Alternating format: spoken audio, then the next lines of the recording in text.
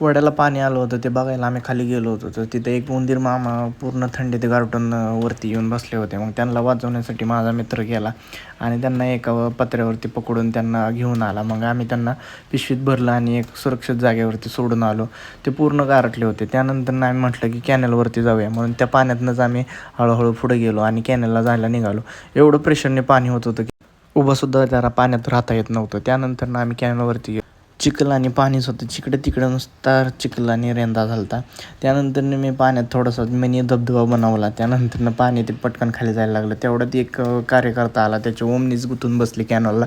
त्याची ओमनी गुंतून बसली म्हणून त्यांनी त्याला मदत करायला आम्ही सगळे तिथे गेलो कशी तरी त्याची ओमनी ओढून उचलून ढकलून पुढं माग करून बाहेर काढली. बाहेर काढल्यानंतर सगळ्यात पहिल्यांदा त्याला सांगितलं की बाबा तू इथून आलाय तिथूनच रिटर्न जा, जेणेकरून परत पुढं जाऊन गुंतली तर तुला अजून त्रास होईल.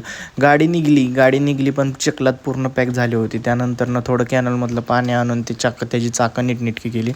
त्यानंतर घरी आलो, आवरलं आणि गावात आलो. गावात यायला निघालोच होतं की परत पाऊस चालू झाला. पावसात भिजत तसंच मी गावात आलो. गावात आल्यानंतर सगळ्या पोरांना फोन केला. सगळी पोरं भिजत आली होती आणि विराज शेटच्या इथे येऊन थांबली होती. त्यानंतर त्यांना भेटलो, चहा वगैरे घेतला आणि परत घरी रिटर्न माघारी आलो.